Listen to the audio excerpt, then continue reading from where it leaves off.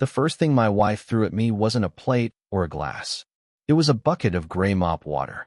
Right there in the hotel lobby, in front of guests, reception staff, two bellboys, and a little kid holding a balloon who looked at me like I'd just died. The water hit my chest warm and sour-smelling, soaking through my white shirt instantly. Someone gasped. Somebody else laughed before catching themselves. My wife's breathing sounded louder than the piano music in the lobby. "You think money fixes everything," she snapped. I remember blinking at her, mostly because I still didn't fully understand what had just happened. Then she dropped the empty bucket. The sound echoed, and across the lobby, near the elevators, a woman I'd never seen before slowly lowered the coffee cup in her hand and stared at me with this unreadable expression. Not shock exactly. Not pity either. Recognition, maybe. Like she already knew something about me I didn't. My wife stormed out before I could answer. The glass doors trembled shut behind her. Nobody moved for a few seconds. Then the receptionist rushed toward me with napkins that immediately dissolved against my shirt. One of the bellboys pretended very hard not to smile. I should explain something. 3 weeks earlier, I'd arrived at the Ashford Grand Hotel pretending to be someone else. Not completely fake. My name was still mine. But nobody here knew I owned the company that had just acquired the hotel chain. Officially, I was Ethan Cole from operations, sent to observe staff performance before restructuring. Unofficially, I was hiding from my own life. The divorce papers had been sitting and signed in my apartment for 2 months. My father kept calling to remind me that appearances mattered more than embarrassment. Investors were circling like gulls around a sinking boat. And somewhere in the middle of all that, I checked into the hotel with one suitcase and the strange urge to disappear into my own building. That woman near the elevators turned out to be Elena Marquez, 46, floor supervisor, 21 years at the hotel. Her entire family worked there. Her younger sister handled laundry inventory downstairs. Her nephew worked valet on weekends.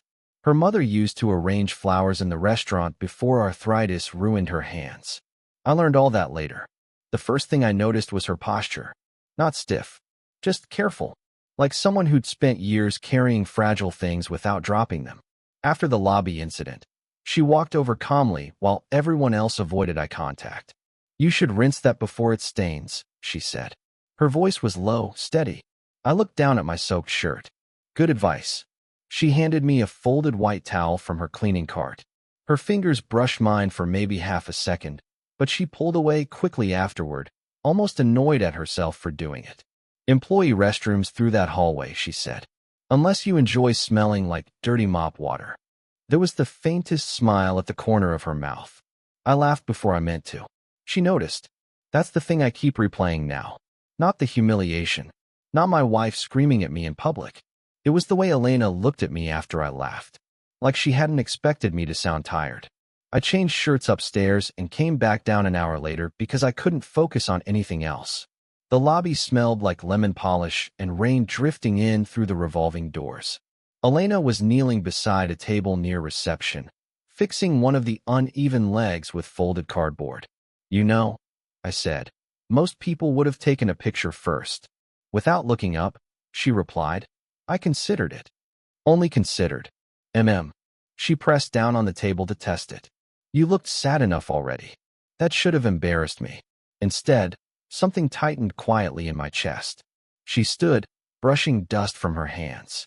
There were silver strands in her dark hair that caught the chandelier light when she moved. No wedding ring. A faint scar near her wrist. Tired eyes, but alert ones. The kind that missed nothing. "You work late?" I asked. "Everyone works late here." "Do you?" That finally made her look at me directly. A long pause settled between us. Not uncomfortable. Worse. Aware. Then her radio crackled at her hip, breaking it. She stepped back immediately, like she'd remembered where she was. "Good night, Ethan." I watched her walk toward the service hallway without turning around once. And for some reason, I couldn't stop staring at the folded cardboard she'd left under that table, thinking about how many years someone spends learning to keep unstable things from collapsing. The next time I saw Elena was 2 nights later, sometime after midnight. The hotel looked different that late.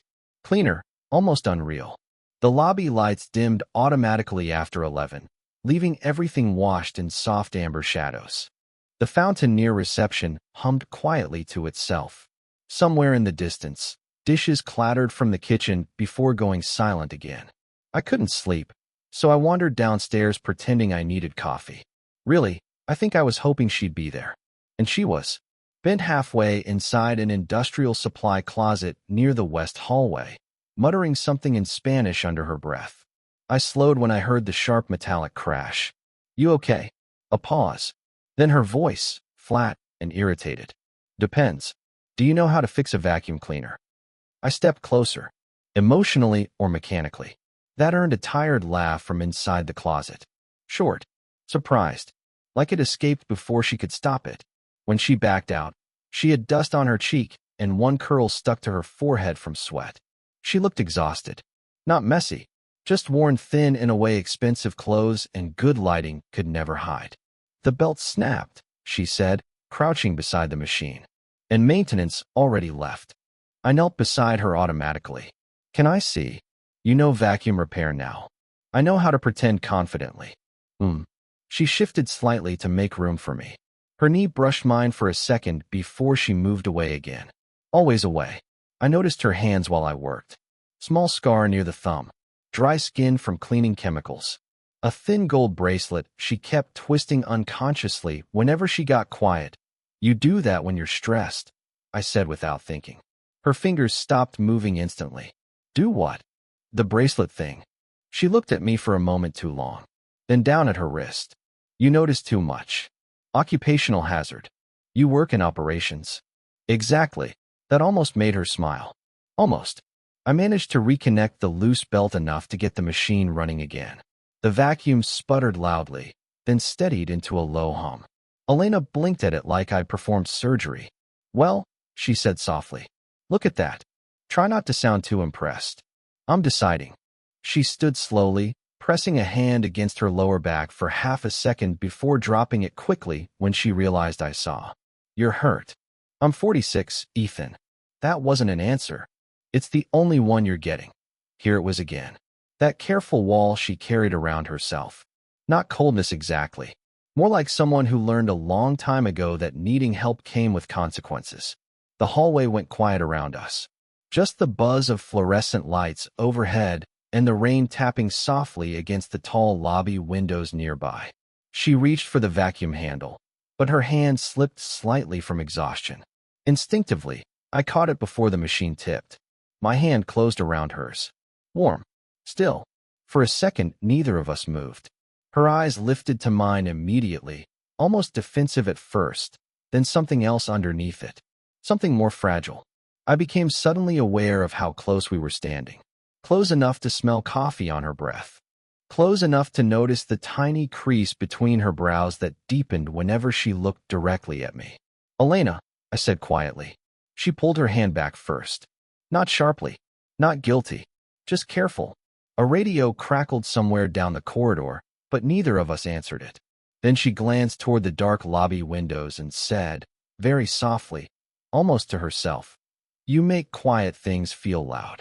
3 days later, the power went out on the 14th floor. Not completely. Just enough to leave half the hallway dark and the elevators frozen between floors while rain hammered against the hotel windows hard enough to make guests complain downstairs. I found Elena sitting alone in the service stairwell with a flashlight balanced beside her. "You hiding?" I asked. Without looking up from the clipboard in her lap, she said, "Thinking about it." The emergency lights painted everything in dull orange shadows. Her hair was loosely tied back tonight, though strands had escaped around her face from humidity. She looked tired again, but softer somehow, like exhaustion had worn down the edges she usually kept sharpened around herself. I sat one step below her. "You always work during storms." "I always work." "That's not healthy. That's not realistic." Fair point. For a while neither of us spoke. Rain echoed through the stairwell walls. Somewhere below us, a generator clicked loudly before failing again. She rubbed her forehead slowly. "Headache?" I asked. "I haven't slept properly in 2 weeks. You should go home." At that, she gave me a look. Not angry, just almost amused. "Home still costs money, Ethan." "Right." I leaned back against the railing, suddenly aware again of how little she actually knew about me. To her, I was some operations employee wandering around at strange hours asking too many personal questions. And every day, I waited longer to tell her the truth. My phone buzzed in my pocket before I could answer. Claire.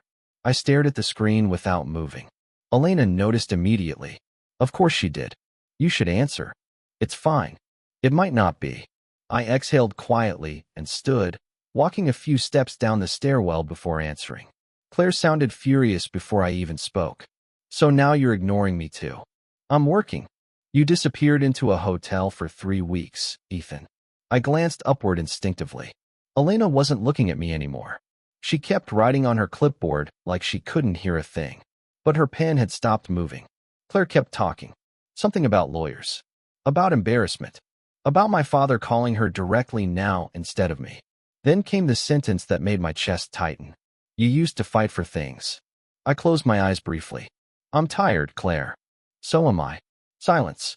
Then the line went dead. When I climbed back up, Elena still hadn't moved. Everything okay? She asked eventually. The strange thing was, she asked it gently. Not curiously. Like she already knew people sometimes answered no when they meant yes. Yeah, I lied. MHM. I sat beside her again. Closer this time. The flashlight between us flickered once before steadying. You ever stay somewhere too long? I asked quietly. Because leaving would force you to admit something failed. She looked at me then. Really looked. The rain outside had softened now, turning into a low hiss against the windows somewhere above us. Elena. Her fingers tightened slightly around the clipboard edge. My husband used to say things only mattered if they lasted forever, she said. I blinked. Husband. Past tense. He left 11 years ago. There was no drama in her voice. That was the worst part. No bitterness. Just weariness polished smooth over time. He moved to Arizona with a woman younger than me. She continued, almost absently. At first I kept thinking maybe if I worked harder. She stopped herself abruptly. The silence afterward felt fragile. I noticed then that her hands were trembling slightly, barely visible. Before thinking, I reached over and covered one with mine. She froze immediately, not pulling away, not leaning closer either, just still. The stairwell suddenly felt too quiet, too narrow. I could feel the warmth of her skin beneath my hand, the quickness of her breathing. Her eyes dropped briefly to my mouth before lifting again. And for one dangerous second, I thought she might lean toward me. Instead, footsteps echoed from below. A security guard's voice drifted up the stairs. Elena, you up there? She pulled her hand away so fast it almost looked painful. Yes, she answered immediately, standing. Coming. But before she walked past me, her fingers brushed my sleeve lightly. Not accidental. Not enough. Just enough to ruin my entire night. After that night in the stairwell, Elena started avoiding me carefully. Not obviously that would have been easier. Instead, she became professional in this painfully precise way that made every interaction feel rehearsed. If I walked into the lobby, she suddenly remembered somewhere else she needed to be. If we crossed paths in the hallway, she'd nod politely without slowing down. But I caught things. The way her shoulders stiffened before she turned around. How she stopped laughing around me altogether. How she never once looked directly at my hands anymore. And somehow that felt worse than anger. 5 days passed like that. 5 long, irritating, sleepless days. Then around closing time one evening, I found her alone in the employee cafeteria staring at a vending machine like she wanted to fight it. You've been avoiding me, I said. She didn't jump, didn't pretend, just pressed the button for coffee twice before answering. No, she said quietly. I've been correcting a mistake. The machine spat out burnt coffee into a paper cup. I leaned against the wall beside her. What mistake? She picked up the cup but didn't drink from it. This. A small gesture between us. Whatever this is. The cafeteria lights buzzed overhead. Half the chairs were flipped upside down onto tables already. Somewhere in the kitchen, someone dragged metal trays across a counter. Ordinary sounds. But the silence between us felt unbearable. Elena. No. The word came too fast. Too fragile. Finally she looked at me, and there it was again. That exhaustion she carried around like armor. Except now something underneath it looked dangerously close to breaking. You're young, she said. You're lonely. You had a public disaster happen to your marriage in front of me, and now you think I'm. She stopped herself, shaking her head once. I don't know what you think. I think about you constantly. Her eyes shut briefly. I regretted saying it the second it left my mouth.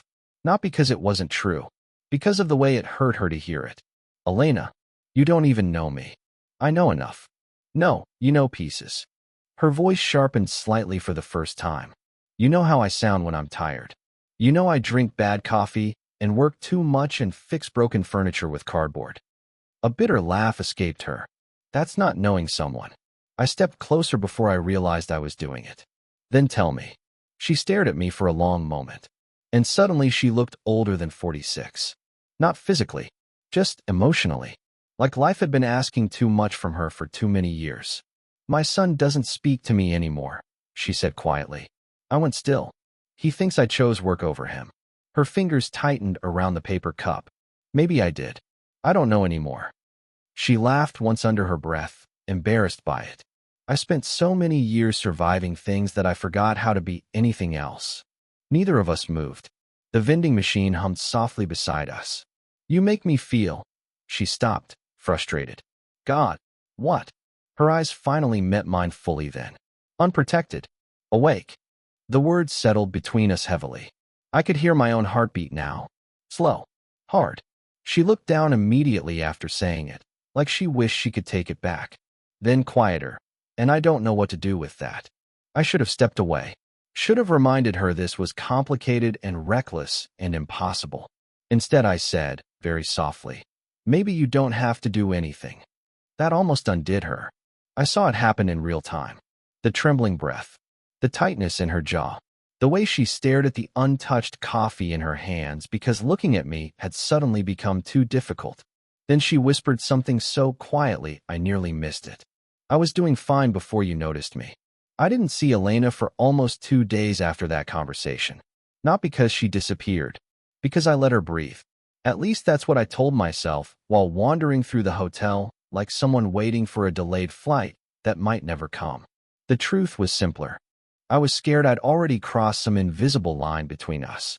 By Friday evening, the hotel hosted a corporate fundraiser downstairs. Loud music drifted through the ballroom, while waiters carried trays of champagne beneath gold lights and fake laughter. I escaped to the administrative offices on the second floor just to get away from it. That's where I found the photograph. Not hidden exactly, just forgotten beside the copy machine. A small printed picture curled slightly at the corners from age. Elena stood in the center wearing a pale blue dress I'd never seen before. Younger, obviously. Happier too, though not in an exaggerated way. Beside her stood a teenage boy with her eyes. And next to him, I froze. The man beside them looked enough like me to make my stomach tighten. Not identical, but close enough. Dark hair. Similar height. Same tired expression around the eyes. I stared too long. You shouldn't touch things that aren't yours. Her voice startled me. I turned immediately. I wasn't, it's fine. Elena walked into the office quietly and took the photo from my hand before I could finish apologizing. For a second, neither of us spoke. The music downstairs thumped faintly through the floorboards. Your son? I asked carefully. MHM. And him. Her thumb brushed once across the edge of the photo. My husband. The words still sounded strange coming from her. Not emotional, just factual, like mentioning an old injury during bad weather. I nodded slowly. You loved him. A faint smile crossed her mouth, then disappeared almost instantly. I was 19, she said. I thought loving someone meant enduring them. She sat down at the desk near the window, still holding the picture. Rain streaked softly against the glass outside. I met him in a grocery store parking lot, she continued. He made me laugh when my car wouldn't start. Another tiny smile. I married him 6 months later because I thought certainty was romantic. I leaned against the filing cabinet quietly, letting her speak. He left gradually, she said. That's the part people don't tell you. Her eyes stayed on the photograph. Nobody wakes up one morning completely gone. They disappear in pieces. Something about the way she said it made my chest ache. He stopped asking how my day was. Then he stopped touching me. Then one day I realized I could cry standing right in front of him, and he'd just keep reading the newspaper. The room went still. No anger in her voice. That was what made it hard to hear. He used to stand exactly like you when he was thinking. I looked up sharply. Elena noticed immediately and regretted it just as fast. I shouldn't have said that. No, I said quietly. It's okay. But suddenly everything made sense. The hesitation. The distance. The fear underneath every almost moment between us. I wasn't just new to her. I was familiar in all the wrong ways. She rubbed her forehead tiredly. You know what the worst part is? What?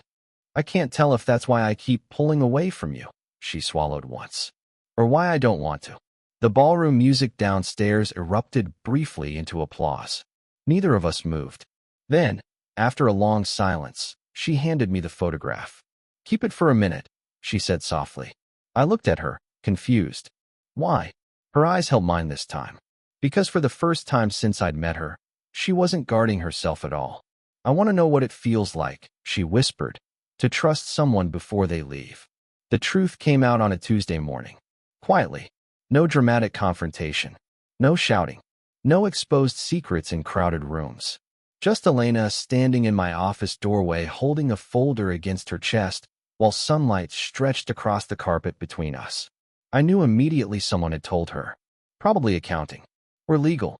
People in hotels notice everything eventually. You own this place, she said. Not angry. That somehow made it worse. I stood slowly from behind the desk. Elena, how long were you planning to wait before telling me? There were 100 possible answers, and every one of them sounded dishonest now. So I said the only true thing. I didn't want you to look at me differently.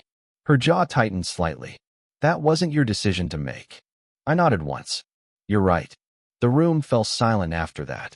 Outside the office window, employees crossed the parking lot carrying supply boxes from a delivery truck. Somewhere downstairs, silverware clinked against plates as breakfast service started. Normal life continuing underneath the strange gravity of this moment. Elena finally stepped inside and closed the door behind her.